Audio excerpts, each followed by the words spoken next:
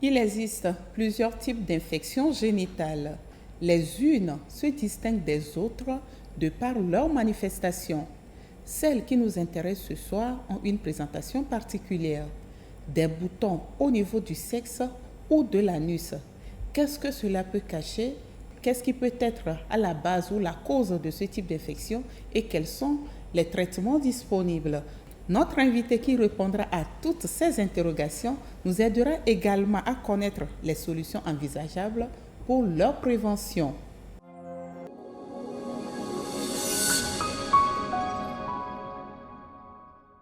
C'est avec grand plaisir que je vous présente ce soir Dr Bingo Umboche. Il est gynécologue obstétricien et chef service médical à l'ATBF.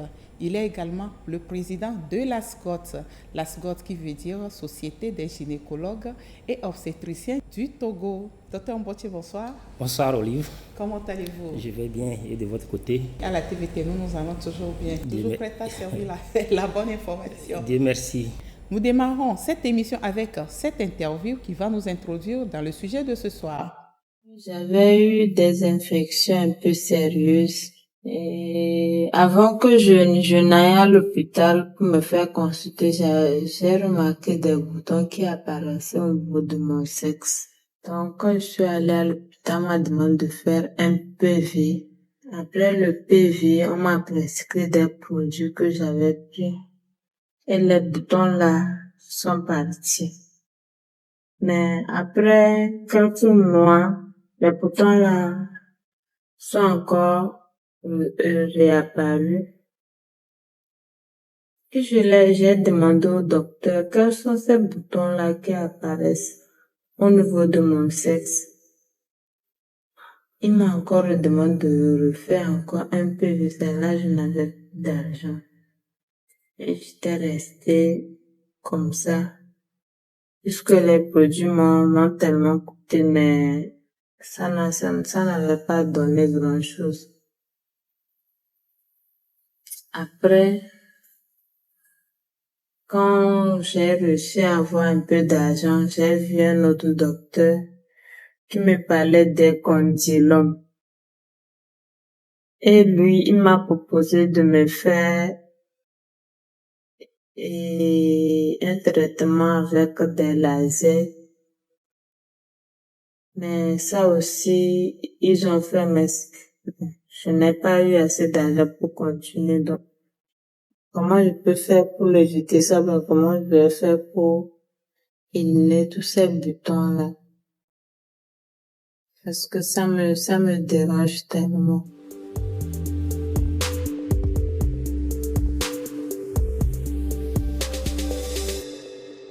Fidèles téléspectateurs, nous voici de retour au plateau. Docteur Umboche, vous avez suivi avec moi, de même que nos chers téléspectateurs, le témoignage de cette patiente.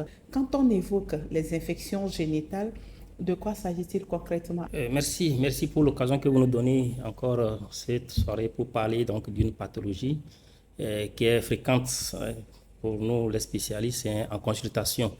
Une infection est une maladie, si je puis le dire comme ça, qui est causée par un microbe. Et le microbe peut être un virus, une bactérie, un champignon ou un parasite. Donc, c'est ces micro-organismes-là qui causent l'infection. Donc, ces infections, ces micro-organismes peuvent se retrouver au niveau des parties génitales. Nous avons deux types d'infections génitales. Les infections génitales qui sont dues à des pratiques sexuelles, que nous qualifions donc des infections sexuellement transmissibles. Parce que sans pratique sexuelle, on ne peut pas avoir cette infection génitale. Donc ça, c'est un premier groupe d'infections génitales, appelé infections sexuellement transmissibles. Le deuxième groupe sont les infections du tractus génital. Et ces infections du tractus génital n'ont rien à voir avec la pratique sexuelle. C'est-à-dire qu'une personne, en fonction donc de l'insuffisance de l'hygiène, peut développer, n'est-ce pas, ces infections. Comme je l'ai dit à l'entame, que ce sont des micro-organismes. Donc, il peut arriver que l'environnement dans lequel on sèche nos sous-vêtements peuvent abriter le microbe et lorsqu'on va porter ces sous-vêtements, être en contact avec le microbe et développer, n'est-ce pas, cette infection. Voilà un peu ce que je peux dire de façon simple par rapport à une infection génitale. Et c'est important à cause donc de la fréquence que nous constatons donc lors de nos consultations.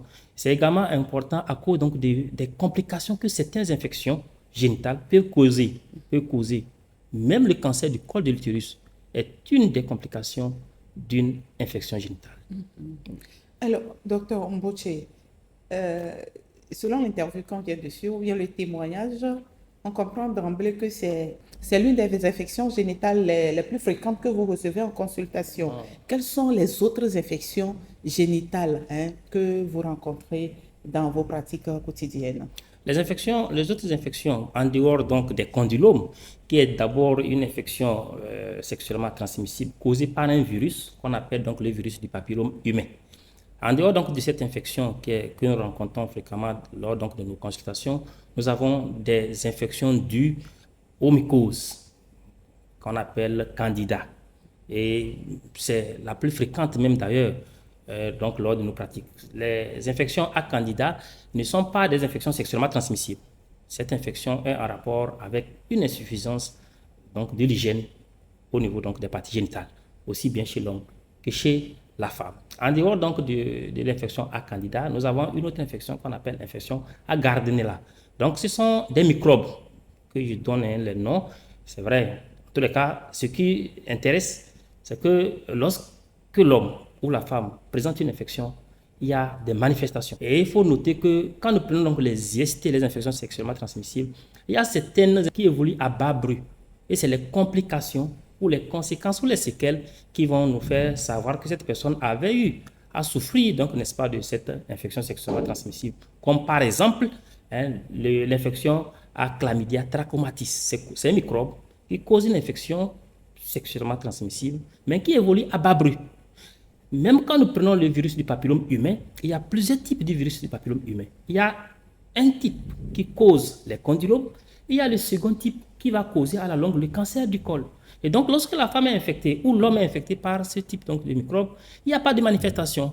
Et donc, c'est pourquoi nous recommandons aux femmes de se faire dépister très, très rapidement, bien de façon périodique, le cancer du col de l'utérus, puisque le cancer du col de l'utérus est causé par un type du virus HPV, donc du virus du papillome humain.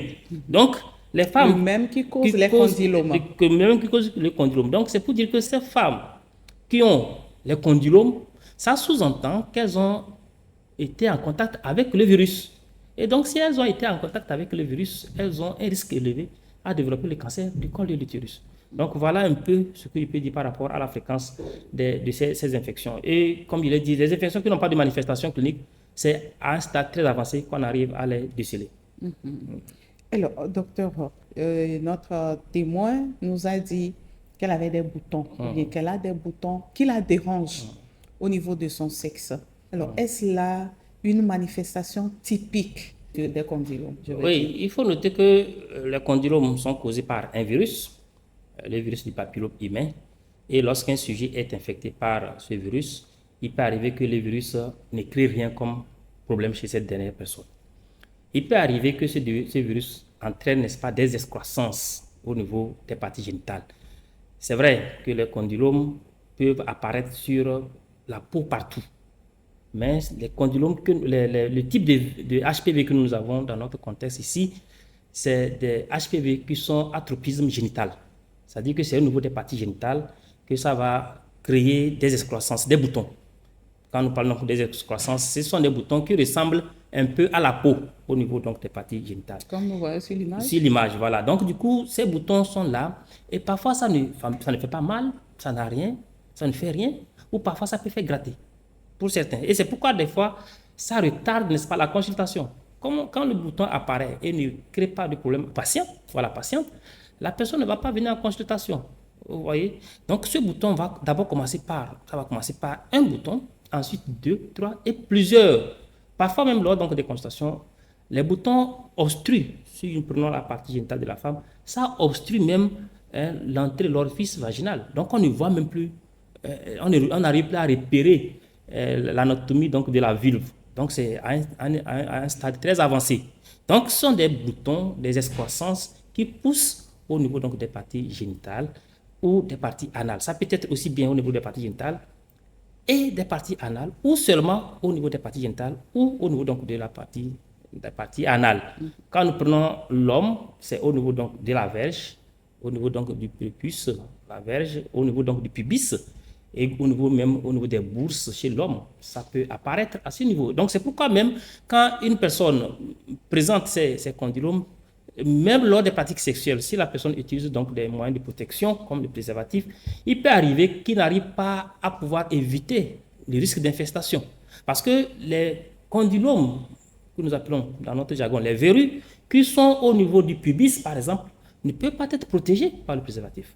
C'est la même chose aussi chez la femme, au niveau de la vulve, ça peut prendre les petites, les grandes lèvres, tout, même le mont du Vénus, là où il y a les poils. Et également, on peut retrouver même des condylomes dans le vagin et au niveau donc du col de l'utérus. L'examen clinique, le fait donc de voir, permet de pouvoir affirmer dans une proportion non négligeable le diagnostic des condylomes. Et donc, ça, c'est un spécialiste qui pose ce diagnostic. Effectivement, parce qu'il y a plusieurs types donc, de boutons qui peuvent apparaître aussi au niveau donc, des parties génitales. Il y a ce qu'on appelle le molluscum contagiosum, c'est un autre type de boutons qu'on peut avoir. Mais c'est différent des condylomes. Donc, il faut que ce soit l'œil du spécialiste qui puisse faire la part des choses et proposer le traitement approprié.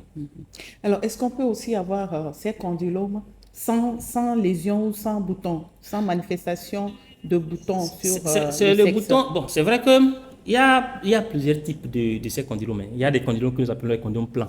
C'est-à-dire qu'on va constater un changement de couleur. Sur la peau noire, c'est parfois difficile. Sur une peau blanche, on va noter un changement de couleur par endroit. Donc, il y a des condylomes qui sont plans et il y a des condylomes qui sont des excroissances. Donc, il y en a plusieurs types. Il faut noter que une personne peut abriter le virus sans développer, n'est-ce pas, ces condylomes. Et comme je l'avais dit, le virus, le HPV, il y en a deux grands types. Le type A, par exemple, qui cause les condylomes, et le type B, qui cause à la longue le cancer du col chez la femme, le cancer de la verge chez l'homme. Donc, le type A qui cause les condylomes ne cause pas de cancer. Donc, c'est le type B qui cause, n'est-ce pas, le cancer aussi bien chez l'homme que chez la femme. Donc, une personne peut abriter le virus. Et donc, le type A peut faire le lit au type B? Puisque le type A, ça c'est pour la compréhension. Ce n'est pas le nom de ces HPV. Ouais. C'est pour qu'on comprenne. Pour que nous comprenions, oui. Voilà. Donc, quand nous prenons le type A qui cause condylome, c'est possible qu'au cours de l'infestation du type A, qu'il y ait le type B. Puisque le type B, lui, ne donne pas de manifestation. C'est le type A seulement qui nous montre voilà, les lésions. Mais le type B, lui, ne nous montre rien. Donc, ça sous-entend que le type B peut être là. Lui, c'est aller créer directement le cancer. Mais c'est possible aussi que le type B ne soit pas là. C'est ça. Mais ce qu'il faut aussi noter, c'est que lorsque l'organisme donc, de tout un chacun est fort, en termes d'immunité, lorsqu'il est en contact avec le microbe, le virus, il peut l'éliminer. Donc, ce qui fait que quand nous prenons 100 personnes infectées par le virus du papillome humain, 90 personnes peuvent éliminer le virus spontanément. Et c'est peut-être chez 10 personnes chez qui l'immunité est affaiblie qu'on peut peut-être retrouver ces lésions condylomateuses. Et donc, on comprend aisément que ces condylomes ne sont transmissibles qu'au cours des rapports sexuels. Au cours des rapports sexuels, au cours des pratiques. Parce que pratiques sexuelles. Parce que il y a plusieurs paramètres qui rentrent en jeu lors des pratiques. C'est pourquoi même le port du préservatif seul ne suffit pas, surtout quand les mains sont utilisées lors des pratiques sexuelles. Donc, on peut prendre le virus d'une partie pour le déposer à une autre partie. Donc, c'est un peu ça. Et c'est pourquoi nous recommandons lors de nos consultations qu'en matière de pratiques sexuelles, il faut que ça soit fait dans la lumière, et pour qu'on puisse vraiment bien apprécier l'appareil génital du partenaire. Parce que quand on constate qu'il y a de ces boutons qu'on ne connaît pas vraiment l'origine, il est important de stopper le processus et investiguer pour comprendre pourquoi il y a de ces boutons. Mais vu que les gens ne sont pas informés, donc ils ne prennent pas cela en considération et peut-être peuvent se retrouver à un stade très avancé de ces condylomes. Et donc, vous nous faites comprendre, moi et les chers téléspectateurs, qu'il est important de faire nos pratiques sexuelles sous la lumière, de ne pas éteindre la lumière, docteur. Ça éclaire, hein? Ça éclaire pour que nos chers téléspectateurs comprennent le message que vous êtes en train de livrer. Ce qui est important, c'est de bien apprécier l'appareil génital donc, du partenaire. L'homme apprécie le sexe de la femme. La femme apprécie le sexe de l'homme. Voilà. Et lorsqu'on découvre quelque chose d'anormal, comme ces boutons qu'on ne maîtrise pas, il est important de consulter. Qu'est-ce qui fait leur gravité, docteur? Oui, il peut arriver que lorsque les condylomes, comme je l'avais dit, ça commence par 1, 2, ainsi de suite, ça peut prendre, n'est-ce pas, toute la partie génitale. Il peut arriver qu'il y ait des petites plaies qui vont faire le lit des bactéries. Donc, ça peut se surinfecter. Il peut arriver aussi, parce que nous avons vu chez certaines femmes dont l'immunité est très affaiblie, que ces condylomes deviennent très importants au niveau donc, des parties génitales, jusqu'à ce que ça puisse empêcher, n'est-ce pas, les pratiques sexuelles. L'autre chose, c'est qu'il peut arriver pour une femme enceinte qui présente des condylomes importants de ne pas pouvoir accoucher, elle-même par voie basse, vu l'étendue donc de ces condylomes à la vulve.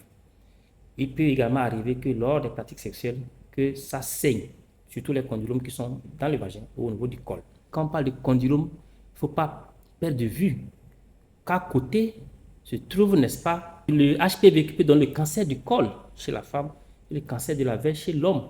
Même le cancer de la langue, cancer donc de la gorge, aussi bien chez l'homme que chez la femme, surtout dans le cadre donc des pratiques sexuelles que nous rencontrons ces dernières années.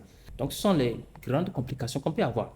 Il peut également arriver que lorsque les boutons apparaissent, que grâce à l'immunité de la personne, que ces boutons disparaissent sans traitement. Mais tu dis que le virus est là. Le virus, il peut arriver que le virus aussi disparaît. Mais c'est que, parlant de HPV, nous avons plus de 200 génotypes. Ils sont différents. Donc si on suppose que durant une période donnée, un individu a été en contact avec un génotype quelconque, après cette période, guéri, si je peux le dire, guéri donc de cette période, il peut également être encore en contact avec d'autres génotypes. Après cet premier épisode, il est possible d'avoir d'autres épisodes qui peuvent peut-être être en rapport avec des nouvelles infestations ou peut-être avec le virus qui dormait. Vu que l'immunité s'est affaiblie, donc le virus va se manifester. D'accord. Alors, docteur, dites-nous, quelle similitude y a-t-il entre les condylomes, les syphilis, bien la syphilis qui est aussi une infection sexuellement transmissible, et le chancre mou? Parce que nous avons rencontré aussi ce sont des garçons, hein. Ce sont des témoignages qu'on n'a pas enregistrés parce qu'ils n'ont pas voulu témoigner directement, mais nous ont fait ces aveux. Ces témoins nous ont parlé de chancre mou. Est-ce qu'il y a une similitude, un lien entre condylome, syphilis, chancre mou? Ce qui est lien, c'est que ces trois affections sont des infections sexuellement transmissibles. La différence, c'est que les microbes ne sont pas les mêmes. Ce qui est aussi différent, c'est que quand nous prenons le condylome, c'est des boutons, les excroissances, sans douleur. Quand nous prenons la syphilis, ce sont des blessures, ce sont des plaies. Donc, une perte donc, de solution, perte de continuité au niveau de la peau. Donc, ce sont des plaies qu'on retrouve au niveau des parties génitales. Et les plaies là ont une particularité, ce sont des plaies indolores, c'est-à-dire que ça ne fait pas mal. La personne a la plaie, mais il n'y a pas de douleur. Par contre, pour le chancre mou, c'est une plaie, mais qui fait très mal. Et chez l'homme comme chez la femme. Chez l'homme comme chez la femme. Et ça se retrouve souvent au niveau donc, des plis, au niveau des plis inguinaux. Bon, au niveau des aines. Donc entre la limite entre les cuisses et la partie génitale. Et donc, chez l'homme? Chez l'homme aussi, c'est pas là. Et donc, ces plaies-là s'accompagnent donc des ganglions. Et ça fait très mal quand nous prenons le chancre mou. Il y a aussi un autre type d'IST qui est l'herpès. L'herpès simplex de type 2. C'est le virus qui cause cette infection. Ça se situe au niveau donc, des parties génitales. Ça aussi, ça crée une plaie qui fait très mal. Et la plaie là, à l'entame, commence par, n'est-ce pas, un bouton sous forme donc, de brûlure, d'eau chaude. Et ce bouton va s'éclater secondairement et va laisser, n'est-ce pas, place à une plaie qui fait très mal. la particularité donc de l'herpès, c'est que ce sont des plaies qui sont épisodiques, qui sont périodiques, si je peux le dire ainsi. Pour certaines femmes, ça apparaît peut-être en début des règles, ça disparaît après les règles, et c'est parti pour le mois prochain. Et c'est quand on fait un traitement qu'on peut diminuer, n'est-ce pas, la récurrence donc, de ces infections. Je voulais ce soir qu'on mette un point spécial sur les manifestations chez les hommes. Je ne vais pas faire d'amalgame, mais c'est généralement les hommes qui nous ramènent ça. Hein? Non, ce n'est pas les hommes qui nous ramènent. Les hommes ont trouvé ça où? Ils n'ont pas accueilli ça dans la forêt. Donc, en matière d'infection sexuellement transmissible, on ne peut pas étiqueter un sexe. Okay. Ça quitte quelqu'un pour aller chez quelqu'un d'autre. Et l'autre prend pour aller donner à une autre personne. Donc, voilà. Donc, d'où ça arrivait chez l'humain, c'est la grande question. Mais dire que non, c'est l'homme qui est responsable ou c'est la femme, non. C'est une IST, une infection sexuellement transmissible. Ça peut provenir de l'homme ou de la femme. D'accord. Et donc, je saisis en même temps l'occasion pour dire ces pathologies, ces infections sexuellement transmissibles, attention à l'automédication. Il est préférable de se rendre donc dans une formation sanitaire pour le traitement approprié. Parce que chaque microbe, avec son traitement, donc il n'y a pas un médicament tout terrain pour toutes les infections. Ces infections ne sont-elles pas ou ne seraient-elles pas plus graves chez les personnes porteurs du VIH? Oui, les infections sexuellement transmissibles sont en fonction donc de l'immunité de l'organisme de tout un chacun. On arrive à éliminer un bon nombre de micro-organismes. Donc, les personnes immunodéprimées qui ont une immunité affaiblie, c'est vrai qu'avec la prise régulière des ARV, ça renforce, n'est-ce pas, cette immunité. Mais lorsque la personne n'est pas observante par rapport à la prise des traitements, son immunité va être réduite. Et cette réduction de l'immunité va faire le lit à toutes ces infections. Alors, docteur Mboche, le condylome, on l'a compris, ce n'est pas le type qui donne les condylomes, qui donne directement le cancer du col de l'utérus, mais le risque n'est pas exclu. Alors, quels sont les autres risques que présentent les infections génitales? Les autres risques, les infections génitales de façon générale, c'est qu'il faut noter que nous avons deux grandes catégories donc, de ces infections-là. Les infections que nous qualifions donc d'infections basses et des infections génitales hautes. L'infection génitale basse, c'est que ça reste au niveau donc, de la périphérie. Quand nous prenons chez la femme, ce sont des infections qui vont être localisées au niveau de la vulve, au niveau du vagin. Ça ne dépasse pas le vagin. Donc il y a certaines infections qui ne dépassent pas le vagin. C'est l'exemple de Candida, infection à Candida. C'est une mycose qui survient lorsque le milieu vaginal n'est plus favorable au développement donc, de ce microbe. Parce que le microbe en question vivait dans le vagin. Chez l'homme, ce sont des infections qui sont au niveau donc, de la verge. Voilà. Verge, ce sont des infections génitales basses. Les infections génitales hautes, chez la femme, ce sont des infections qui vont au-delà donc, du vagin. Ce sont des infections qui sont au niveau de l'utérus, au niveau des trompes, au niveau des ovaires et même dans le ventre. Donc, lorsque nous sommes chez la femme devant ces infections génitales hautes, les conséquences sont graves. Ces conséquences sont entre autres la survenue donc des grossesses anormales, que nous appelons grossesse extra-utérine. Une grossesse qui n'arrive pas à rester dans l'utérus.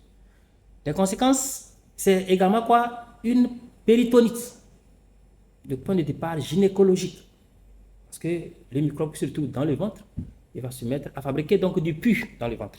Donc on est obligé donc de faire une intervention pour cette dernière, pour sauver cette dernière. Sinon, c'est le décès qui va s'en suivre. D'autres conséquences, ce sont des séquelles d'infertilité, des séquelles au niveau des trompes, causant, n'est-ce pas, l'infertilité. L'infertilité, c'est cette incapacité pour une femme à concevoir. Donc les trompes sont bouchées. Chez l'homme, les infections génitales hautes, ça va concerner, n'est-ce pas, les canaux déférents et les testicules. Ça abîme aussi les testicules.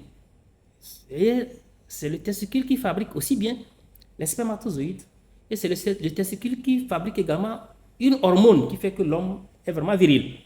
Donc, lorsque le testicule est affecté par ces infections, le testicule ne pourra plus jouer pleinement son rôle. Donc, du coup, ce monsieur ne pourra plus être capable d'avoir un sperme contenant des spermatozoïdes normaux. Cette personne peut avoir des pannes sexuelles, des difficultés à maintenir une érection.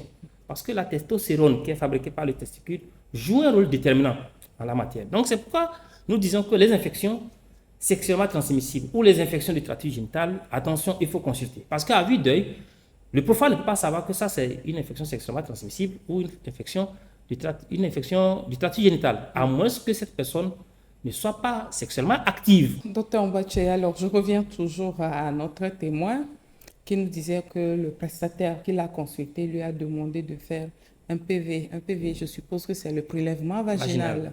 C'est le diagnostic que vous posez de façon standard? Non, le PV, le prélèvement vaginal, c'est ce prélèvement qu'on fait pour rechercher un microbe.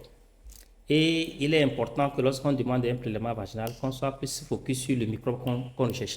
Et donc, le prélèvement vaginal va nous permettre donc de trouver un certain nombre de microbes et proposer les médicaments qui sont capables donc de détruire ou bien de tuer le microbe en question.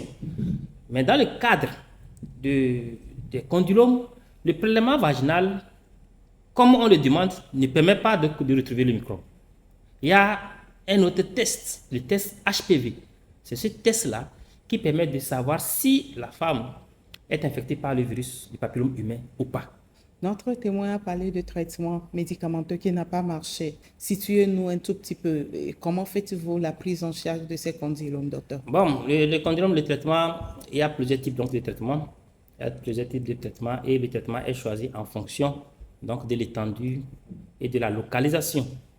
Parfois, on utilise l'azote liquide pour traiter, n'est-ce pas, ces condylomes. Parfois, c'est le laser. Parfois, donc, c'est certaines solutions qu'on utilise. Donc, en fonction de la localisation, en fonction donc du nombre, on choisit tel ou tel. Parfois même, on fait la chirurgie.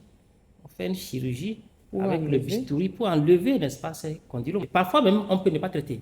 Quand nous nous retrouvons devant une seule crête, deux crêtes, est-ce qu'il faut forcément traiter? C'est ce qu'on appelle aussi crête de coq? Crête de coq, voilà. Les verrues, crête de coq, il y a plusieurs noms. Donc parfois, on ne traite pas, on surveille. Donc, c'est au cas par cas que nous proposons, n'est-ce pas, des traitements. Le laser, quand est-ce qu'il intervient? Non, c'est au cas par cas. Okay. Et ça dépend donc du plateau technique donc de chaque structure et des moyens disponibles parce que chaque traitement a son coût. Et quelles sont les chances de guérison, docteur? Oh, lorsqu'on traite correctement, la guérison, elle est complète. Hein. L'objectif final, c'est quoi? C'est de faire disparaître les condylomes, les boutons. D'accord, docteur Mboche.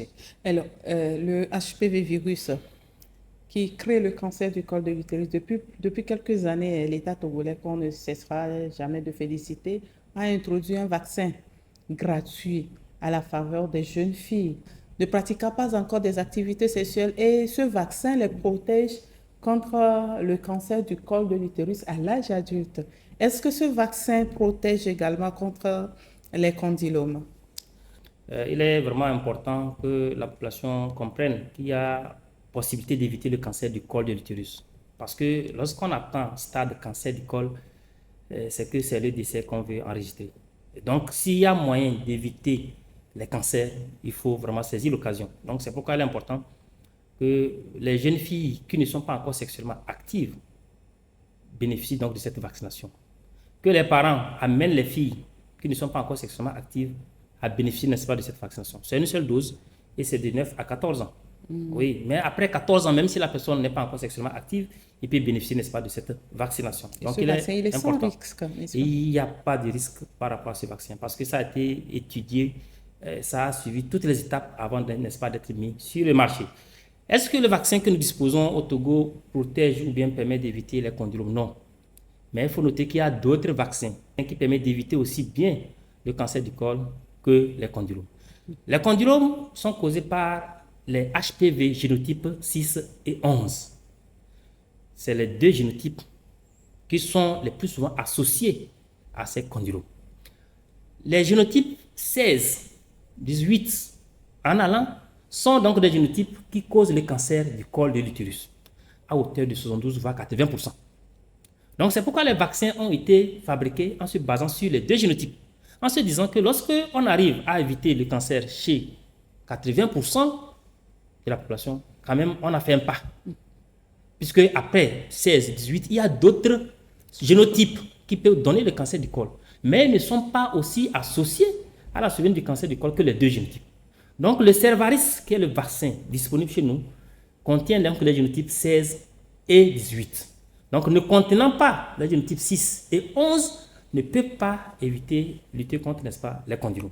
Mais il y a d'autres vaccins qui sont développés ailleurs qui peuvent permettre, n'est-ce pas, de lutter contre ces condylomes. Alors, quels sont les autres moyens de prévention de toutes ces infections génitales? Nous allons peut-être prendre cette question sur deux volets. Pour le premier volet, pour les infections sexuellement transmissibles, les moyens donc de prévention, c'est, n'est-ce pas, cette sexualité responsable, c'est l'usage donc des moyens de protection comme les préservatifs masculins ou féminins, c'est l'abstinence pour certains.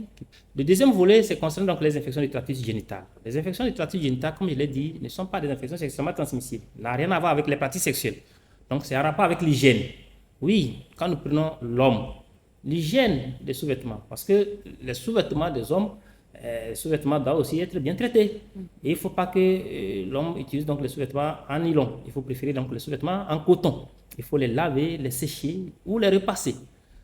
Parlant donc de la femme, les sous-vêtements aussi doivent être en coton, bien lavés et éviter de faire les toilettes intimes. C'est vrai qu'on sensibilise les femmes sur cette pratique-là néfaste, mais on constate toujours que les femmes en pratiquent. Donc, ou encore des solutions, parce qu'il y a certaines femmes qui introduisent, n'est-ce pas, des solutions. Éviter l'utilisation abusive donc, du matériel qu'on ne maîtrise pas l'origine au niveau des parties génitales. Parce que nous avons constaté que les femmes mettent des choses dans le vagin dans l'espoir de resserrer le vagin, dans l'espoir donc de rendre succulent le vagin. Ça, c'est le terme que je reçois, les termes que nous avons. Et ce sont des choses qui n'ont pas vraiment fait preuve de leur efficacité. Donc, c'est d'éviter d'introduire des choses donc, dans les parties génitales. C'est au prix de tout ça qu'on peut éviter, n'est-ce pas, ces infections du tractus génital. Merci beaucoup, Dr Bingo Mboche. Est-ce que vous avez un dernier message? À l'endroit donc de la population, c'est qu'il faut noter que les infections génitales sont fréquentes et lorsqu'on est devant cette infection génitale, il est important de consulter un spécialiste afin donc d'avoir un traitement approprié. C'est très important.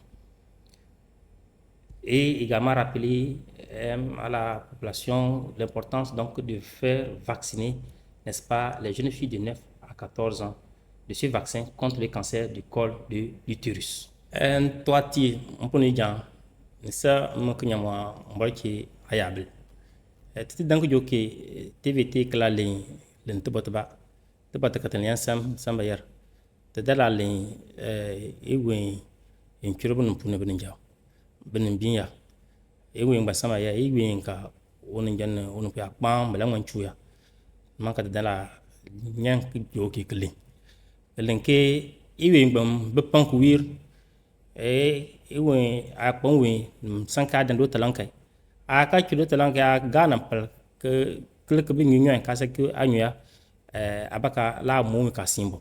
Donc tinka te que kuya sa que be o kanja nyan vaccin ba biya no pu bon kakara nyun ya bon pam bon we ujo cham ko pin nan ya ke o da ka biun ja o de la sam pingben o ya sam pingben ya on ba ka bi ke cancer comme dia cancer sont un pané donc on peut à 100 pingben tant qu'on a que biun ja on we makal mon choué donc comme vaccin on bia te banquer te ti que vaccin tomba monnaie que de bien de te lanka bete saba pingben be a ngak 100 pingben ya bela bia kala man chu cancer ya tant que be la kel que be beer be ninja ya te bata ka de la lan ku yo kan e on poni ja ya to kle nyano fien ya e minanyi mi ga ho ya be dokita gareka he pana nyonu kle nchuowe la mesenya ogbo e fien ya ole nana mi le nyanya be le gbododo me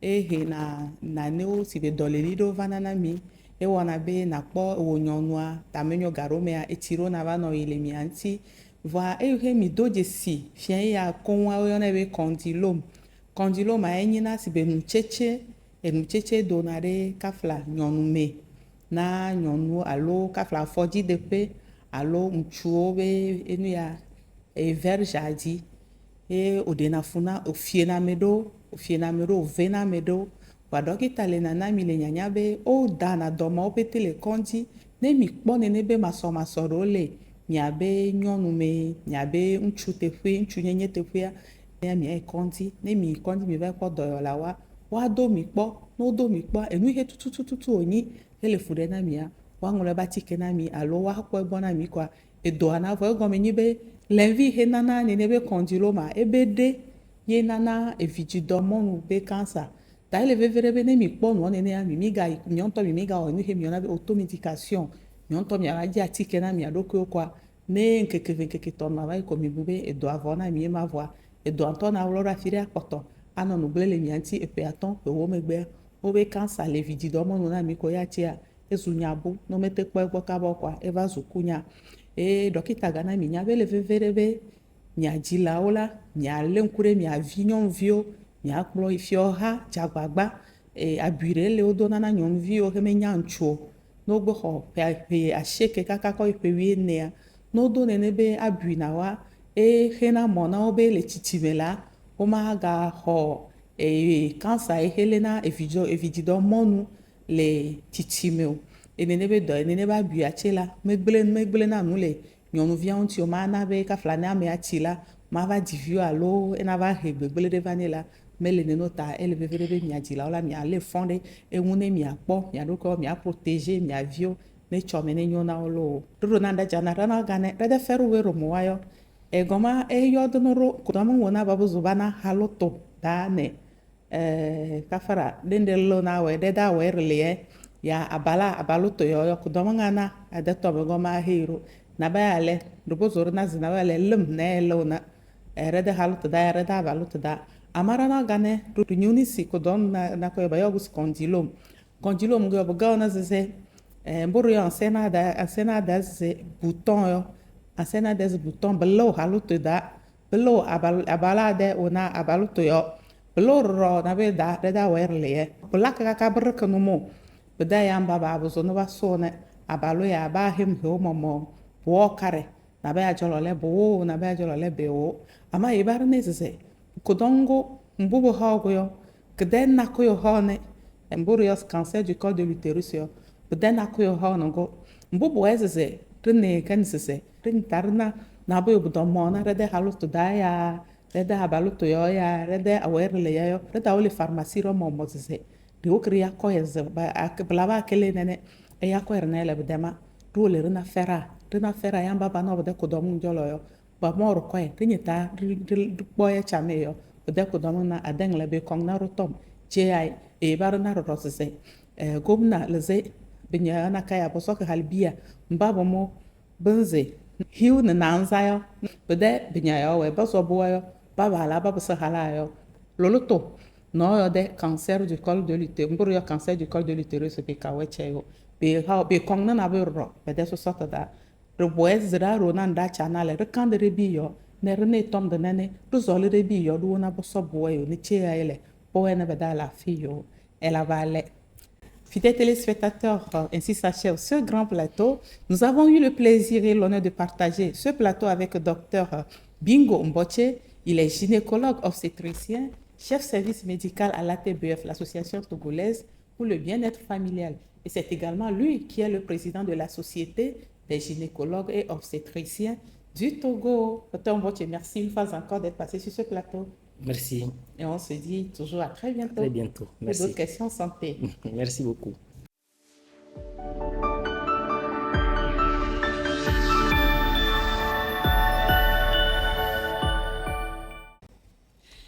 Myopie, hypermétropie, strabisme, astigmatisme, ce sont des gros mots que j'évoque ce soir. Eh bien, ces mots indiquent quelques troubles de la vue chez nos enfants.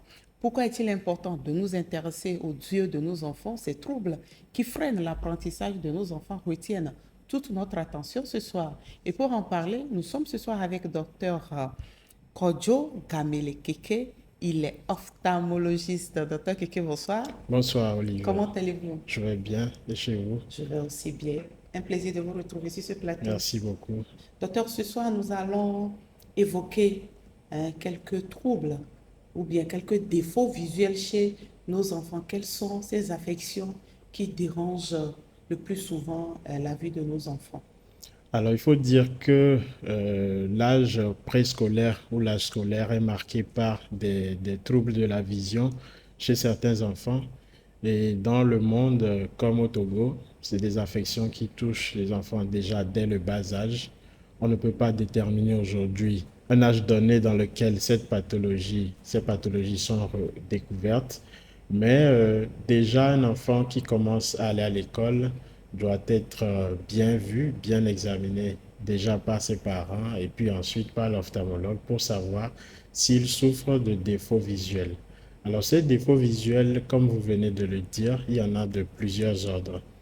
Nous avons la myopie, nous avons l'hypermétropie, nous avons l'astigmatisme, nous avons le daltonisme, nous avons l'amblyopie et toutes ces maladies qu'on vient de citer se retrouvent chez l'enfant comme chez l'adulte.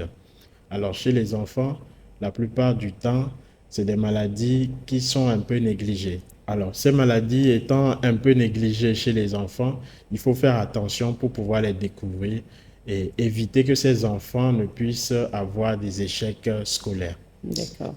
Alors, un enfant sur 6 serait touché par un trouble ou un défaut de la vue au plan mondial. Est-ce qu'il y a des chiffres qui indiquent un peu l'épidémiologie, ou bien la situation de ces troubles oculaires chez nous ici au Togo, surtout lorsqu'on parle des enfants? Oui, lorsqu'on parle des enfants, selon les dernières données que nous avons, un enfant sur 4 au moins souffre de pathologies oculaires liées à la vision Au Togo. au Togo. Et donc, ces pathologies sont de divers ordres, dont la plus remarquée chez nous, c'est l'astigmatisme. Après vient la myopie, après vient l'hypermétropie. Et dans les derniers cas, on retrouve l'amblyopie, qui est une conséquence liée à un des troubles de la vision lorsqu'il n'est pas corrigé. Et donc, l'amblyopie, on va dire simplement que c'est un œil qui est paresseux parce qu'il n'a pas eu le temps de voir. Et quand on parle de myopie, c'est la difficulté à voir de loin. Donc, l'image se forme sur l'œil, mais l'enfant ne voit pas très bien de loin. Ça veut dire que l'enfant, quand il est proche du tableau, il peut bien lire. Il peut bien lire, Mais mais si on le quand place derrière, il est loin, il ne voit il ne pas. voit pas bien. Et le contraire, c'est l'hypermétropie dans laquelle il voit bien de loin, mais de près, il ne voit pas très bien. Et l'astigmatisme, c'est plutôt un défaut qui est lié à une courbure d'un élément de l'œil qu'on appelle la cornée. Et dans ce trouble visuel, l'enfant il voit des points comme des traits. Donc il y a une déformation de l'image quand on parle d'astigmatisme. Qu'est-ce que les enfants doivent dire ou déclarer à leurs parents concernant les signes? Si l'enfant peut parler déjà, il vous dira qu'il ne voit pas très bien. Et ça, c'est le signe le plus fréquent. Quand l'enfant il le dit, la plupart des parents pensent que l'enfant il est paresseux ou qu'il est capricieux. Donc, il faut prendre ce signe-là vraiment au sérieux quand un enfant dit qu'il ne voit pas bien. L'un des seconds signes, c'est quoi? C'est un enfant qui se rapproche, par exemple, du tableau ou qui rapproche le cahier devant lui pour pouvoir lire. Le troisième signe, c'est un enfant qui euh, il s'éloigne de la télé pour regarder, ou encore un enfant qui plisse ses yeux. Un enfant qui plisse ses yeux pour pouvoir regarder bien de loin, c'est un signe Il qu'il ne ferme faut un pas. œil ou bien il ferme les deux? Il peut fermer les deux comme fermer un, mais généralement, il plisse les yeux comme s'il les fermait totalement pour pouvoir bien voir de loin. Et ça, c'est généralement de la myopie qui donne ces genres de signes. Mais les signes sont regroupés en général, hein. Quand vous avez un, c'est déjà suffisant pour savoir que cet enfant, il a un problème. Un des signes encore qu'on peut observer, c'est les maux de tête. Donc, lorsqu'il fait des efforts pour pouvoir regarder, il aura des maux de tête très souvent. Et c'est quelqu'un à l'école qui s'éloigne un peu plus de ses amis parce qu'il ne voit pas comme tout le monde. Et quand il ne voit pas, c'est l'échec scolaire. C'est un découragement des activités scolaires. Donc, l'enfant qui n'a pas envie d'aller à l'école, qui n'aime pas rester avec ses camarades parce qu'il ne voit pas. Donc, quand il exprime aux parents, il faut que tous ces petits signes-là soient pris au sérieux. L'enfant peut larmoyer également, avoir des larmes qui coulent des yeux. C'est un des signes également qu'on peut avoir dans cette maladie-là. Alors, le travail incombe alors aux parents et aux enseignants, aux éducateurs, Voilà. si on peut le dire ainsi. Oui. Aux deux, parce que l'éducateur aussi peut remarquer que l'enfant ne voit pas bien. Et alerter les parents. Voilà.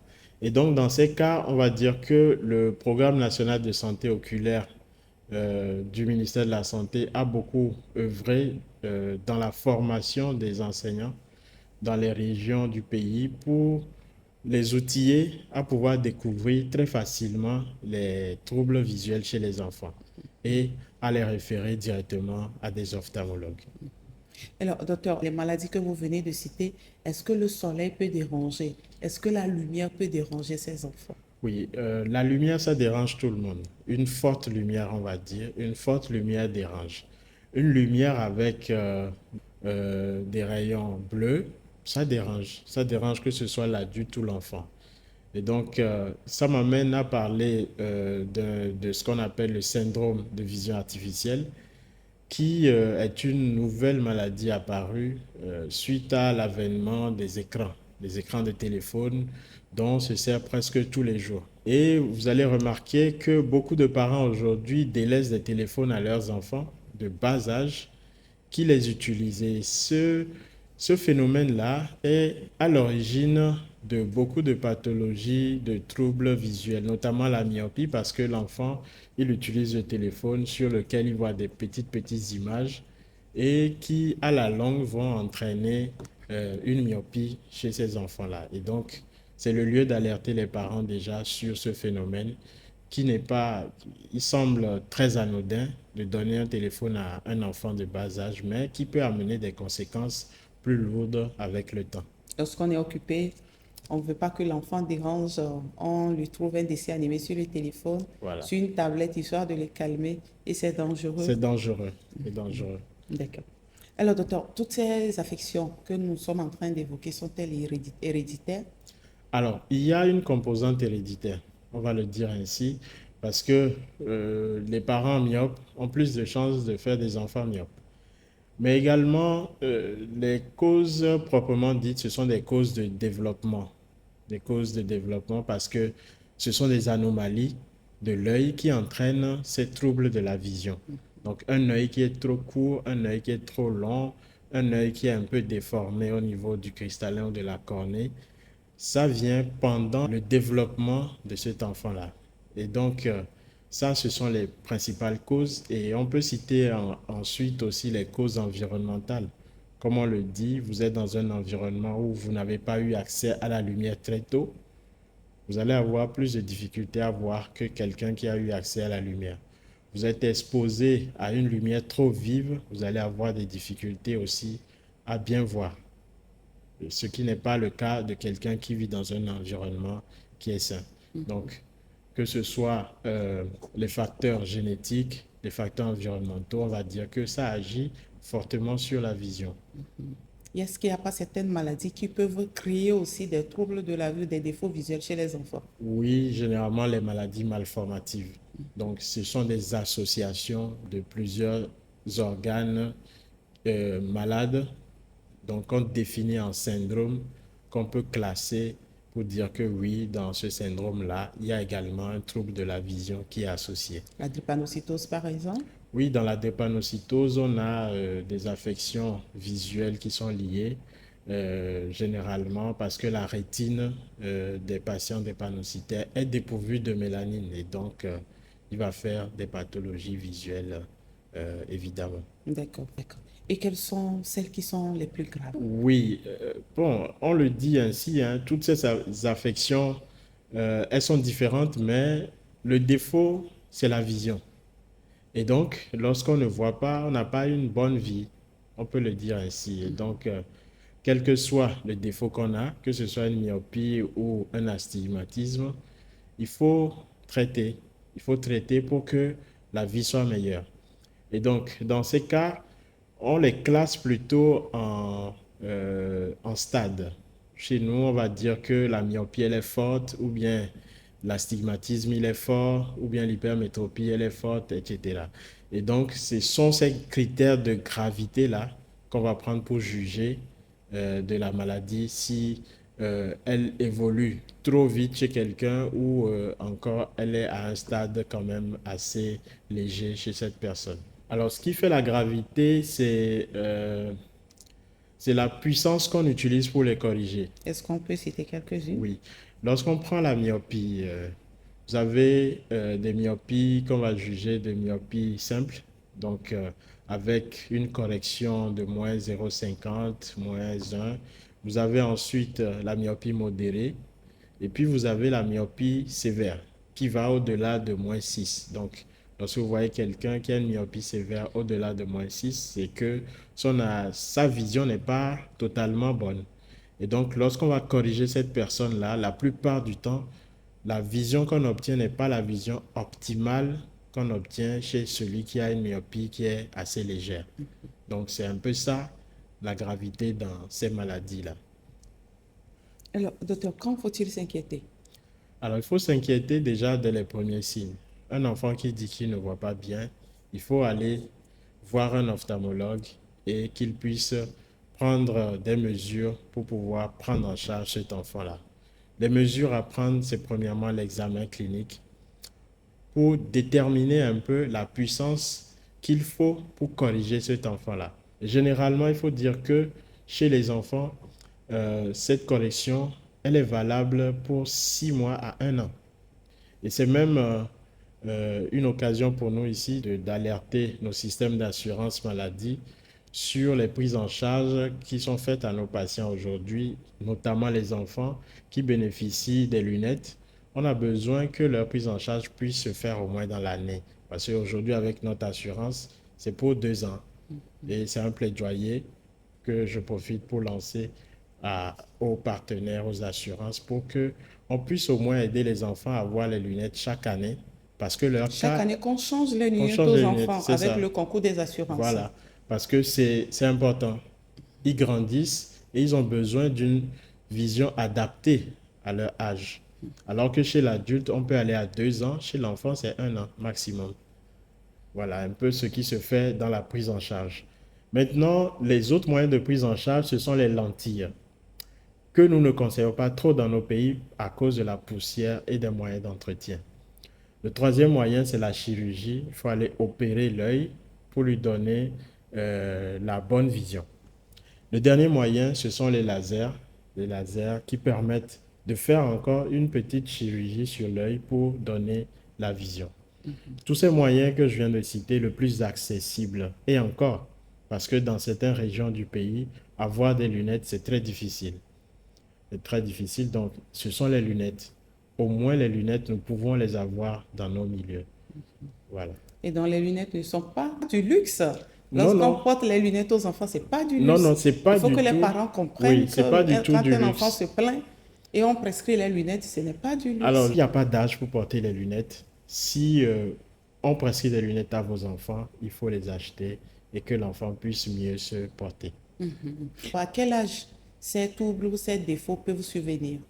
Ça peut survenir à n'importe quel âge, Même à la naissance. même à la naissance. Et donc, ce n'est qu'après cet âge-là, dans nos milieux, qu'on peut détecter. Alors, docteur, chez un enfant qui ne parle pas, comment les parents peuvent savoir que cet enfant ou mon enfant a un problème visuel? Quels sont les signes qui doivent attirer l'attention des parents? Alors, à part le fait de dire qu'il ne voit pas, il y a le fait de se frotter les yeux, le fait de plisser les yeux, le fait de s'éloigner ou encore de se rapprocher pour regarder, qui peuvent alerter très facilement. Chez le tout petit. Chez le tout petit, ça peut alerter très facilement. Et donc, lorsque vous agitez des objets devant l'enfant que vous sentez qu'il ne réagit pas, c'est des signes. Lorsque vous voyez quelque chose simplement anormal par rapport aux autres enfants, c'est des signes pour lesquels vous pouvez consulter et pour que l'enfant soit pris en charge. Alors, docteur, vous avez évoqué plusieurs signes, hein. Je vais extrapoler un tout petit peu. Il a fallu que je commence ce travail pour savoir que le cancer, il existe aussi chez l'enfant. Il y a aussi le cancer de l'œil Oui. chez l'enfant. Est-ce que vous pouvez aider nos chers téléspectateurs à reconnaître le cancer de l'œil chez l'enfant? Alors, le reconnaître pour un parent, ça signe. sera un peu difficile, mais si vous remarquez que l'œil n'est pas tout à fait normal, que l'enfant ne réagit pas au mouvement, c'est un signe. C'est un signe parce que Le cancer de l'œil dont vous parlez, nous on l'appelle le rétinoblastome. C'est un cancer qui naît sur la rétine et se développe jusqu'à envahir tout l'œil. Et donc vous voyez que lorsqu'il débute, il est difficile à découvrir. Et même pour l'ophtalmologue, il faut aller le chercher avant de le trouver. Et donc, chez les parents, c'est déjà remarqué dès l'enfance que l'enfant, il n'a pas une bonne poursuite oculaire. Dès qu'on envoie un objet, on veut le tourner, il ne suit pas l'objet. C'est des signes qui peuvent alerter très facilement les parents. Ou bien un œil qui est plus gros que l'œil normal. Vous voyez un point dans l'œil, une tache blanche dans l'œil, il faut déjà consulter. Chers téléspectateurs, nous allons voir comment devons-nous prendre soin des lunettes de nos enfants. Les verres médicaux s'appellent aussi verres correcteurs. Ce sont des verres qui ont pour rôle de corriger la vue.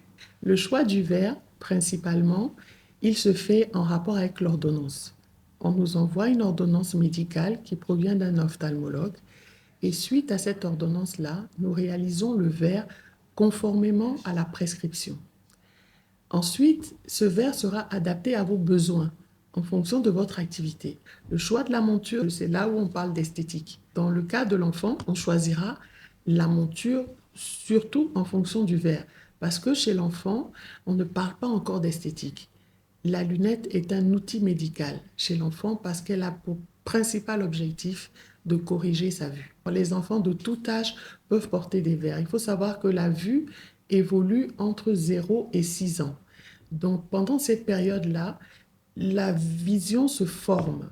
Et plus tôt on corrigera, plus tôt on sauvera l'enfant d'une amétropie qui pourrait l'handicaper beaucoup plus sévèrement par la suite. Même le nourrisson peut porter des lunettes. Il suffit de le dépister, de le détecter très tôt.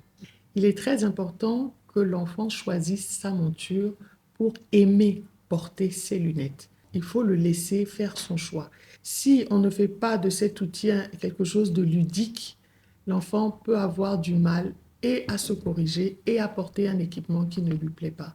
Après, nous allons mettre toutes les mesures de sécurité, les cordons et tout ça pour que l'enfant soit le plus confortablement possible équipé parce que pour lui, c'est ce qui est le plus important, qu'il voit bien et qu'il soit à l'aise. L'adulte doit accepter aussi que son enfant porte des lunettes. Parfois, il y a certains parents qui n'aiment pas voir leurs enfants porter des lunettes.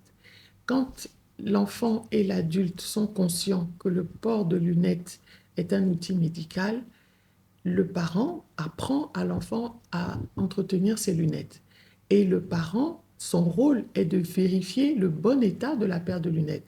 Concrètement, le matin, quand l'enfant se réveille, avant d'aller à l'école, le parent nettoie la lunette, il fixe la lunette sur le nez de l'enfant. Ici, nous proposons souvent des cordons pour que la lunette reste fixée et que à l'école, les élèves, les voisins ne s'amusent pas avec la paire de l'enfant. Au retour de l'école, le parent doit refaire le même processus, vérifier l'état de la lunette de l'enfant, la nettoyer, vérifier les salissures, la porter chez l'opticien au moins une fois toutes les 2 semaines, ce serait bien pour que nous-mêmes nous vérifions l'état de la lunette. Il faut savoir qu'une lunette tordue, par exemple, ou une lunette déformée peut brouiller la vision.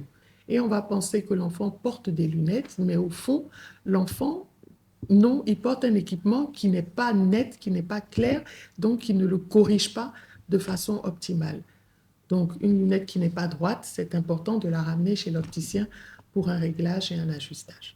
À chaque rentrée scolaire, il faut faire un examen de vue à un enfant qui est déjà porteur ou qui va commencer l'école. Si pendant sa petite enfance, on n'a rien remarqué, dès que l'enfant va rentrer en maternelle, on peut commencer un examen de vue chez l'ophtalmologue pour déceler éventuellement une petite hypermétropie qui risque de se ressentir derrière. Le capital vue de l'enfant est très précieux et c'est aux parents d'en prendre soin.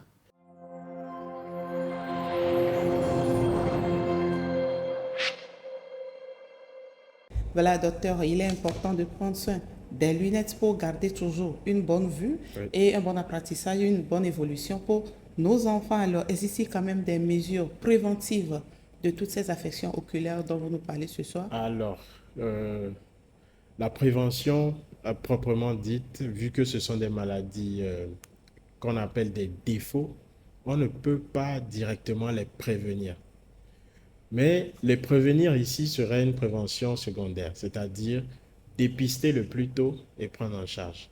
Comme second moyen de prévention, comme je l'ai souligné tout à l'heure, c'est éviter les lumières fortes. Et donc, si nous devons respecter toutes ces mesures, il va falloir que les parents fassent un petit effort de changer un peu la donne avec les écrans devant la santé oculaire de nos enfants.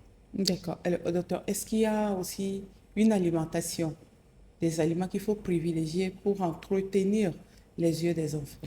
Alors, les aliments pour entretenir les yeux, comme on le dit habituellement, c'est des aliments qui sont riches en antioxydants. De façon plus simple, c'est quoi? Ce sont les carottes, les légumes verts, et puis vous avez aussi les lentilles, les haricots, et puis les viandes rouges. Donc, dans tous ces éléments-là, on peut trouver facilement des antioxydants qui vont renforcer la vitalité de l'œil pour lui permettre d'être quand même bien. D'accord. Docteur, je reviens un tout petit peu en arrière. Toutes ces affections que vous avez citées, est-ce qu'il y en a qui peuvent conduire à la cécité si elles ne sont pas bien prises en charge ou vite prises en charge? Oui. Toutes ces affections peuvent conduire à la cécité. Merci beaucoup, docteur Keke. Nous sommes arrivés presque à la fin de notre entretien de ce soir. Quel est ce dernier message que vous voulez adresser à nos chers téléspectateurs qui nous regardent ce soir? Alors, le dernier message que j'adresse à nos téléspectateurs, c'est que les défauts de la vision existent et ils sont assez fréquents qu'on ne le pense. Il faudrait, dès le premier signe, consulter un ophtalmologue pour qu'il puisse dépister déjà la maladie et prendre en charge vos enfants. Parce qu'une bonne vision à l'école permet quand même de bons résultats. À l'endroit de nos partenaires assureurs, c'est de pouvoir permettre à ce que les enfants puissent bénéficier de lunettes au moins chaque année pour améliorer leur vision. Nous reconnaissons que chez l'adulte, c'est après 2 ans qu'il faut renouveler les lunettes, mais chez les enfants, c'est entre 6 mois et 1 an. Donc, je lance cet appel à nos assureurs de pouvoir nous aider à prendre mieux en charge nos enfants. Mida kpena amesiame ke kpɔ miabe nyagbɔgblɔwoe gbea.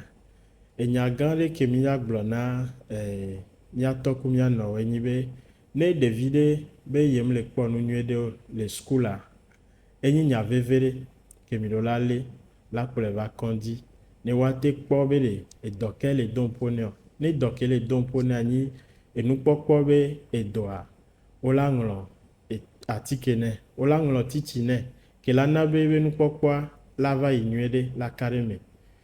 Titsia mo nyi atsɔnu be nyi o. Titsia atike be nyi ye wozãna sɔ kpɔna nu nyuie ɖe. Eva na eme bena ɖevi gbogbotɔwoa woɖona ŋkuvi be dɔ ke nana be wokpɔna nu nyuie ɖe o. Voa miatɔ ku mianɔwo kpɔnɛ be titsi ye dzro ɖevia be yeatsɔ. Voa titsia traitement alo enu be nyi wosɔ dzrana ŋkua ɖoe ne ɖevi le kpɔ nu nyuie ɖe o. Rodo na nda jana rana gane reja o yore de feru we rumwa goma e yodo no esadom na bo ezero chon de bia esajolo yo bona ka na z kaja kalo yo kagbazo ka de takayo do ge esajolo ya kutuzu do wai bochona bi na sele ezowose ya bodusum no uhuzu besa beru era na obde laga sere bi jolo kumonze bukuluresa palolo boa kaka gawo kisi kala ke bunzi na so ya babu na bra bunzi na le boese se do nan channel do woni bia rokata na wo ya feran babo jong esa jolo bana ze po gane ke esa no chame ya we ya bi na se ngbo na be ndenge ke esa jolo no make esa kezo nyo po emboro o monze ze bukulure esa ya bu femdo nerna ze na be wa bi chayo de bi esa po no bora ko tan ba maga esa nyin yo boys raro nan chana le risini bimba ne boroke bochona esanye nan roba chame boys se rihe wole yane basini binze ela bale. Voilà, chers téléspectateurs, nous mettons ainsi fin au plateau santé de ce soir. On se retrouve donc la semaine prochaine pour une autre thématique. D'ici là, portez-vous bien. Bonsoir.